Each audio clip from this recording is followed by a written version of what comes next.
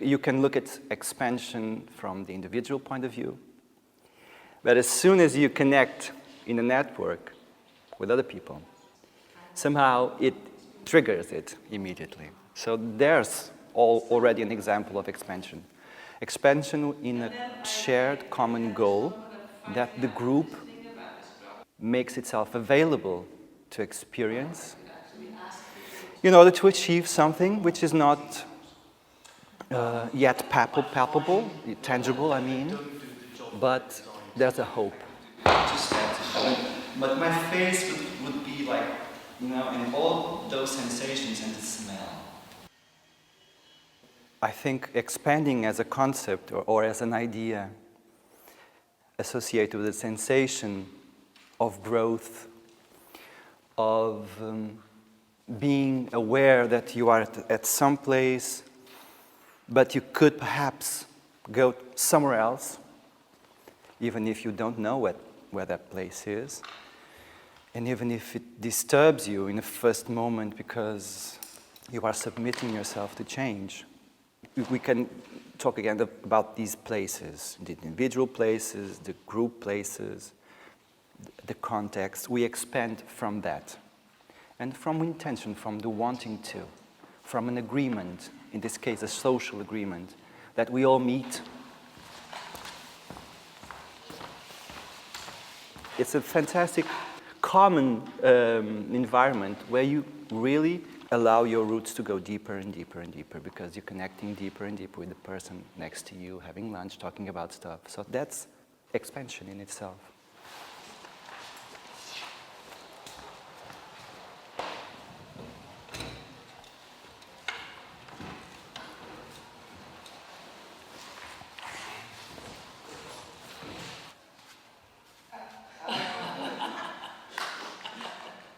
I was going along with what was happening, and that moment of being, there.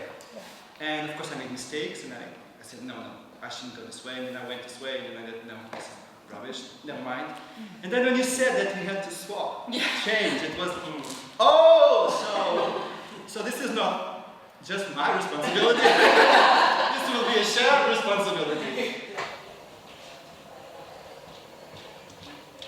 I'm Inga, and I have been head of directing department since 2001. That's a lot of years. And I'm also having a professional career as a director. I've been very curious in looking for ways of co-creation, ways to use the most power of the participants, all the fantasies, all the visions. How can we put it all in one big melting pot? You can discover things that you might not discover that is in the outer edge of the fantasy. You become more brave. So I actually experienced that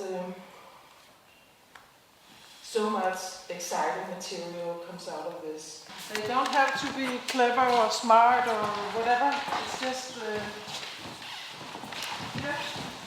The questions are related to the scene. related to the scene. So only to what happens here, or we have to set prior knowledge? We had a teacher at Guildhall called Wyn Jones who often spoke about having a rucksack on your back and choosing what tools you can just pick out of it at any one time.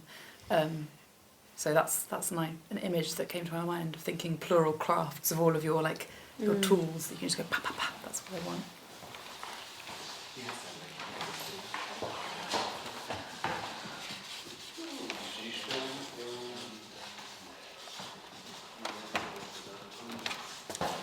Your group is going to decide what you're going to do in 10 minutes in this space. You can either set something up you want to investigate yourself, the three of you, or one of you, or two of you, or the whole group of us. I don't know. Feel free to do whatever you think can maybe provide some knowledge about this question. In my opinion, I think that we have to talk about at first recognizing new opportunities and having this in mind the broader picture. And I think that nowadays the artists should have skills not only related to their professional field, but also to see the broader picture, what happens outside. The meaning is more to have competences not only related to a specific field and to specific competences, and to be able to adapt to the changing environment.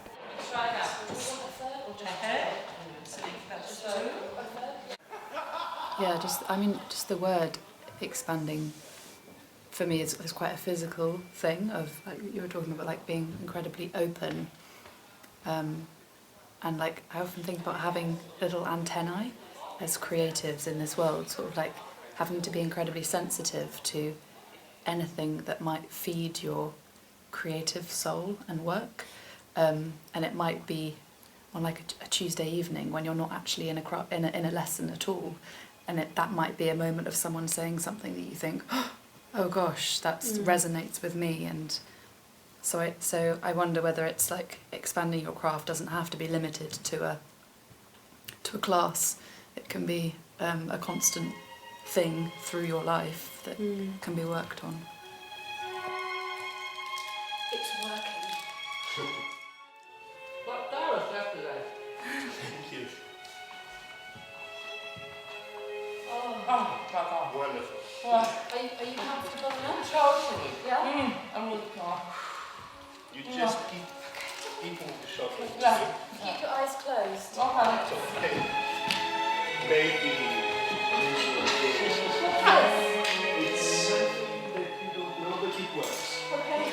Are there any wet tears rolling down her cheeks? No, but you know it may be there. Okay. My limbs are quivering. Oh, I'm supporting you. Help me. Okay, just do it. I can't. It doesn't feel right. I have a leopard skin over my head. Okay, so fake it again. Okay. And you have to round off. And What? Have to I don't finish. know, but Yes. 10 minutes, so... Hey! Okay. Thank you.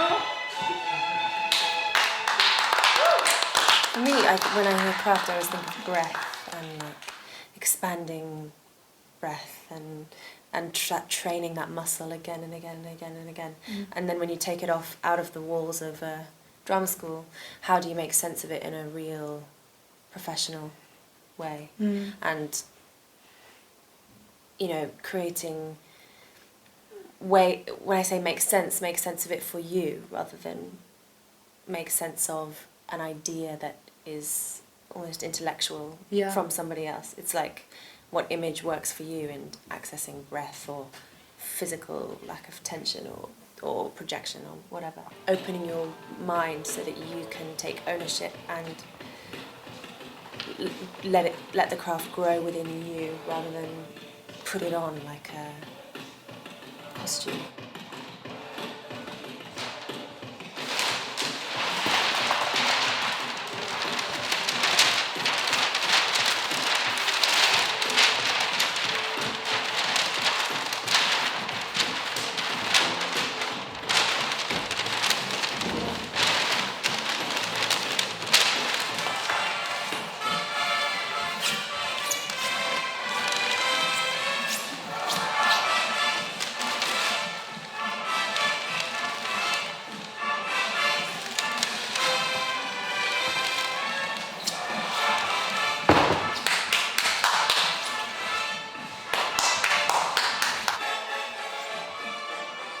I think it's changing the mindset of the head of schools, teachers, everybody who runs the school and who takes people in the first place. That will also reflect on the mindset of the people who apply.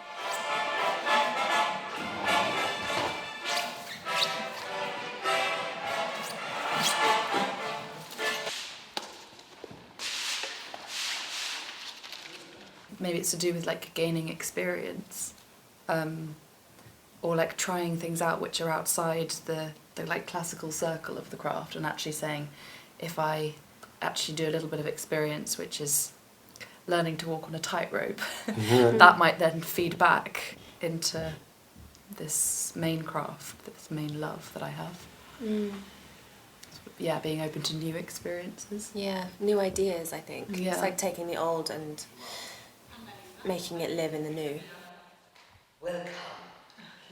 So, we're going to talk about, and you will also work with some of the exercises and some of the work we did in the 3-week workshop. I'll get into details later, how we did it and why it's actually very interesting and very basic.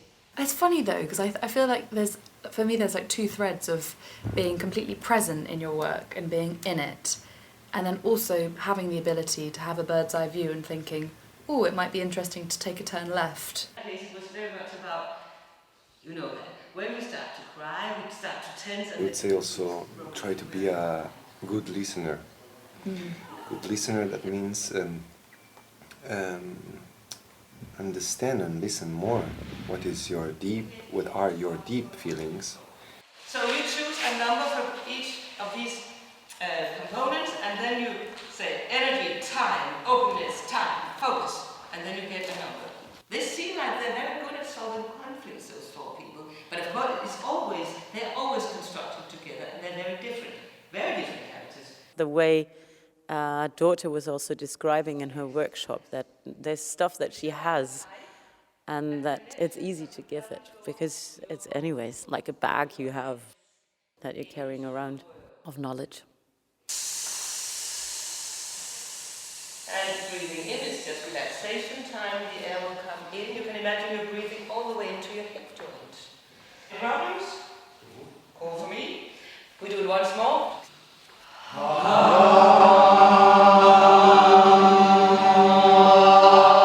Like the universe, no? Expands. So we think, okay, universe, it's unlimited, no? So there's no borders, but actually no, there are borders because it's expanding.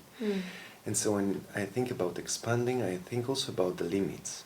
So that means there is a border. And in the meanwhile, you have the possibility to expand. Who would like to volunteer with a piece of text? We have it all here.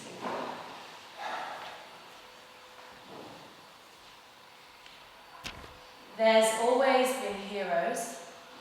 There's always been villains. The stakes may have changed, but there's really no difference.